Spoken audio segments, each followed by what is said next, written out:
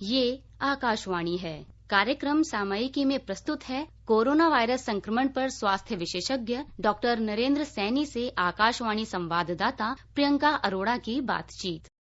असली शूरवीर वही है जो दीन की, दुखियों की सेवा करता है। ऐसे ही शूरवीर हैं हमारे डॉक्टर्स, नर्सेस और अन्य चिकित्सा कर्मी जो अपनी जान की बाजी लगाकर हमारी जान बचाने के लिए डटे हुए हैं। हमें भी पूरी हिम्मत रखते हुए उनका साथ देना है, सम्मान करना है और नियमों का पालन करना है। डॉक्टर सैनी, सबसे पहले आरंभ करते हैं और यही पूछते हैं कि जैसे देश में संक्रमितों की संख्या 70,000 के पार हो गई है, बहुत तेजी से वृद्धि हो रही है लगातार। ऐसे में डॉक्टर्स और सभी चिकित्सा कर्मियों पर बोझ कितना बढ़ गया है और क्या हमारा मेडिकल स्टाफ इसके लिए तैयार है?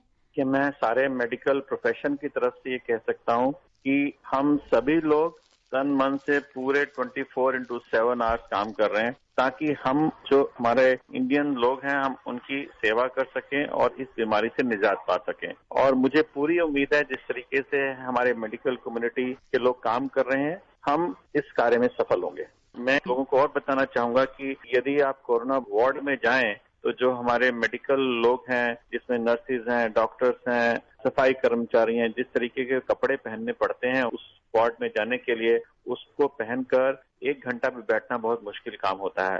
लेकिन वो जिस तरीके से वहाँ पर 7-8 घंटे की ड्यूटी करते हैं, इवन अपना जो नॉर्मल रूटीन यदि यूरिन करने भी जाना हो तो उसमें नहीं जा सकते, तो ये बहुत ही अच्छा काम वो लोग कर रहे हैं और लोगों को उसको अप्रिशिएट करना चाहिए।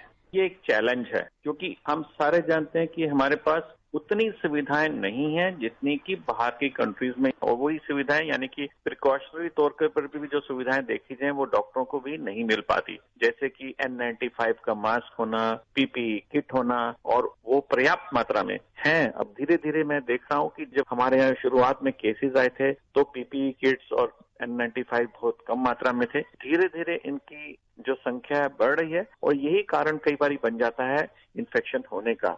हैंड सैनिटाइजर होना, N95 मास्क होना, PPE किट का होना, जब ये चैलेंज होता है तो ये इन्फेक्शन होने के चांसेस बढ़ जाते हैं।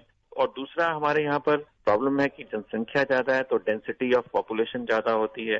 एक डॉक्टर जब देख रहा होता है तो मैं रिक्वेस्ट करूंगा कि जो पेशेंट्स भी हैं वो क्या होता है कि बिना लाइन लगाए खड़े हो जाते हैं, एक डॉक्टर के चारों तरफ इकट्ठे हो जाते हैं, जिसकी वजह से जो ट्रांसमिट है ये हम जानते हैं कि एक से दूसरे की तरफ होता है। तो फिजिकल डिस्टेंस हम बार बार बात करते हैं, वो कई बारी हॉस्पिटल की जगहों पर नहीं हो पाती क्योंकि संख्या मरीजों की बहुत ज्यादा होती है। तो ये भी रिक्वेस्ट करूंगा कि जो पेशेंट्स आए वो एक लाइन में खड़े हों, जो आजकल कहा गया है 3 फीट का कम से कम डिस्टेंस पर लाइन से हैं, नहीं तो यही हमारे जो स्वास्थ्य कर्मचारी हैं वो बीमार हो जाएंगे तो आफ्टर ऑल इलाज करने वाले लोग नहीं मिलेंगे। इसलिए उनको बचाना भी हमारे सबसे बड़ी जरूरत है।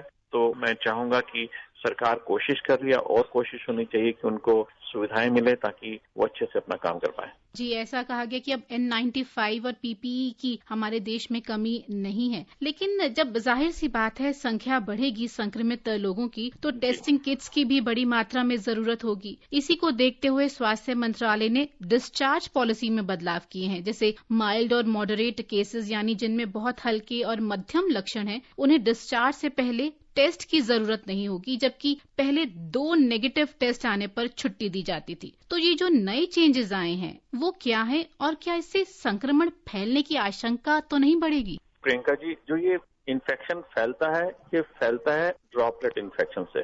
बिल्कुल सही है कि जितने हम ज्यादा जांच करेंगे, जितने ज्यादा लोगों को पता लगेगा, उतना जल्दी हम उसका रोकथाम कर पाएंगे। लेकिन हमारे यहाँ चैलेंज है कि हमारे पास किट्स उतनी नहीं है जितनी हमारी संख्या है, तो हमें उसका सही तरीके से इस्तेमाल करना है जो भी हमारे पास चीजें हैं। तो ये मैं उसकी प्रशंसा करूंगा कि एक राइट स्टेप है कि हमें जो माइल्ड टू मॉडरेट केसेस हैं उनको डिस्चार्ज के टाइम पे उनका टेस्ट करें, फिर वो नेगेटिव हैं कि नहीं है उससे कोई फर्क नहीं पड़ने वाला, क्योंकि इतने दिनों के बाद कुछ केसेस में पॉजिटिव आ भी सकता है लेकिन उसमें इन्फेक्शन करने की क्षमता नहीं रहती। हाँ, यदि हमारे पास किट्स रहे तो हम जरूर इस्तेमाल करें, लेकिन अभी फिलहाल जितनी हमारे पास कैपेसिटी है उनको टेस्ट करने के लिए, ये पॉलिसी आज की तारीख में वो ठीक है। इससे ऐसा कोई बढ़ने की आशंका नहीं है। डॉक्टर सैनी, कोरोना के कारण ब्लड क्लॉटिंग भी हो रही है लंग्स और अन्य अंगों में, तो क्या ऐसा संभव है और अगर है तो इसका क्या कारण है? देखिए, ये सभी केसेस में नहीं होता। अमूमन जो बुखार होता है कोरोना के पेशेंट को, जिनको हम माइल्ड केसेस बोलते हैं, माइल्ड केसेस में अमूमन बुखार होगा, गला खराब होगा और चिल्स हो सकते हैं, मस्कुलर पेन हो सकती है, हेडेक हो सकती है। उसके बाद कुछ लोगों को हो सकता है कि सांस लेने में तकलीफ होने लगे और कुछ जो सीरियस केसेस होते हैं उनमें ये ब्लड क्लॉटिंग के जो लक्षण है वो नजर आ सकते हैं। इसका मुख्य कारण होता है, यदि मैं साइंटिफिक भाषा में करूं तो उसको वेस्कुलाइटिस बोलते हैं। ये हमारे जो खून में अंदर जो हमारी क्लॉटिंग होने लगती है खून के अंदर, तो उसके अंदर जो हमारे केमिकल्स होते हैं, ये जो वायरस है उनके ऊपर एक्ट करता है, जिसकी वजह से क्लॉटिंग होनी शुरू हो जाती है, जिससे प्रोथ्रोम्बिन टाइम वगैरह जो हमारे मेडिकल टर्म्स हैं वो टेस्ट करते हैं तो वो देखा है कि वो प्रोलॉन्ग हो जाते हैं। तो जब ये क्लॉटिंग होने लगती है तो उसकी वजह से सांस लेने में तकलीफ, सांस में कंजेशन हो सकता है, किडनी खराब हो सकती है, लीवर पे इफेक्ट हो सकता है, ब्रेन पे इफेक्ट हो सकता है। तो ये डिफरेंट जो सिम्टम्स हैं वो आने शुरू हो जाते हैं। तो ये सभी केसेस में नहीं होगा, बहुत कम केसेस में देखा गया 1 to 2% केसेस है। मतलब बहुत रेयर केसेस होते हैं जिनमें ऐसे होते हैं, लेकिन मुख्यतः जैसे अगर होता है तो सूखी खांसी हो गई, गला दर्द और बुखार। बिल्कुल। डॉक्टर, ऐसी आशंका रहती है कि अगर एक बार किसी को कोरोना हो गया है, ठीक हो गया है, तो दोबारा हो जाए। ये लोगों की बहुत ही गलत सोच है। जिनको कोरोना हो गया है, दूसरा उनको डिस्चार्ज तभी किया जाता है जब ये समझ लिया जाता है कि इसके अंदर से वायरस खत्म हो गया। यानी कि वायरस खत्म हो गया मतलब ये दूसरों को बीमारी नहीं कर सकता। रादर ये तो जो वहां से डिस्चार्ज होके जा रहा है वो तो ज्यादा अच्छा व्यक्ति है, क्योंकि उसको दूसरों से कोई नहीं हो सकता, ना दूसरों को फैला सकता है, उसके अंदर तो एंटीबॉडीज बन गई। अब तो ये बिल्कुल गलत धारणा है कि वो आदमी जो ठीक होकर गया है वो दूसरों को कर देगा। रादर जो अपना बुखार छुपा रहे हैं, जो अपने घरों में बैठे हैं लेकिन उनको ये लक्षण हो सकते हैं, वो ज्यादा खराब है बनिस्बत की जो ठीक होके चला गया। वो तो उन लोगों की भी देखभाल कर सकता है जिनको कोरोना वायरस है, क्योंकि उसके अंदर तो एंटीबॉडीज बन गई। वो सबसे ज्यादा सुरक्षित आदमी है इस वक्त। डॉक्टर सैनी, शुरुआती लक्षणों की अगर बात करें तो सबसे पहले क्या लक्षण होता है? गले से शुरू होता है या सबसे पहले बुखार आता है? ये देखा गया है कि 60 to 70% लोगों को बुखार होता है, 50 to 60% लोगों में सोर थ्रोट होता है। अब इसमें से कौन पहले होगा कौन दूसरा, कुछ भी हो सकता है। किसी को बुखार पहले हो सकता है और सोर थ्रोट बाद में हो सकता है, किसी को सोर थ्रोट पहले हो सकता है, बुखार बाद में। लेकिन बुखार ज्यादा लोगों को देखा गया है, क्योंकि एक नॉवल बोलते हैं हम, नॉवल कोरोना वायरस। नॉवल का मतलब है न्यू। हम लोग भी इसको अभी पहचान रहे हैं, मेडिकल कम्युनिटी भी इसको जान रही है पूरे विश्व भर में, क्योंकि सिर्फ 4 महीने से ये दुनिया में ये वायरस आया है। तो उसमें सबसे पहले सोर थ्रोट होगा या बुखार हो सकता है, दोनों में से कोई, लेकिन बुखार ज्यादा होता है। फिर कुछ लोगों में देखा गया कि ठंड लगती है, कुछ लोगों में मस्कुलर पेन हो सकती है, सर में दर्द हो सकता है, और जब ज्यादा हो जाएगा तो चेस्ट पेन हो सकती है, सांस लेने में तकलीफ हो सकती है। कुछ लोगों में ये भी देखा कि वेस्कुलाइटिस हो जाता है, खून में क्लॉट पाए गए हैं, तो ब्लूइश कलर और लेशन ऑफ स्किन हो सकता है, लिप ब्लूइश कलर के हो सकते हैं। तो जैसे जैसे उसकी सीवियरिटी बढ़ती जाएगी तो ये लक्षण आने शुरू हो जाएंगे। लेकिन कॉमन लक्षणों में बुखार, गला खराब होना, खांसी होना और मस्कुलर पेन और सर दर्द होना ये लक्षण है।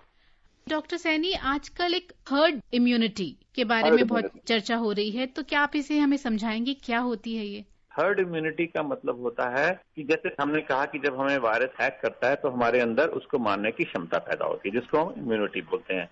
तो हर्ड इम्यूनिटी का मतलब होता है कि किसी एक जगह पर इतने सारे लोगों को इम्यूनिटी पैदा हो गई कि अब वायरस को जगह ही नहीं मिली कि किसको अटैक करे। तो ये देखा गया है कि यदि 70 से 75% लोगों को किसी भी जगह पर रह रहे हैं उनके अंदर ये इम्यूनिटी पैदा हो जाए। अब ये इम्यूनिटी 2 चीजों से पैदा हो सकती है, या तो उनको बीमारी हो जाए, वायरस ने अटैक कर दिया, या हो सकता है वैक्सीनेशन से। तो उसी तरीके से हर्ड इम्यूनिटी पैदा हो सकती है। लेकिन हम नहीं चाहेंगे कि अभी वैक्सीनेशन हमारे पास नहीं है कि अभी हम इतना हो जाए कि हमारे इतने सारे लोग बीमारी में आ जाए और तब हर्ड इम्यूनिटी हो, तो हम नहीं चाहेंगे कि अभी हर्ड इम्यूनिटी की हम बात करें। फिलहाल हमारी जो नॉर्मल इम्यूनिटी है उसको ही मजबूत करें। डॉक्टर सैनी, बहुत बहुत शुक्रिया हमारे साथ जुड़ने के लिए। अभी आप सुन रहे थे कोरोना वायरस संक्रमण पर स्वास्थ्य विशेषज्ञ डॉक्टर नरेंद्र सैनी से आकाशवाणी संवाददाता प्रियंका अरोड़ा की बातचीत। ये कार्यक्रम आकाशवाणी के समाचार सेवा प्रभाग द्वारा प्रस्तुत किया गया। इसे आप हमारे mobile app news on AIR पर भी सुन सकते हैं। इस कार्यक्रम के संबंध में अपनी प्रतिक्रिया आप हमें ईमेल कर सकते हैं। पता है airnsdtalks@gmail.com। ये कार्यक्रम फिर से सुनने के लिए लॉग ऑन करें हमारी वेबसाइट newsonair.com।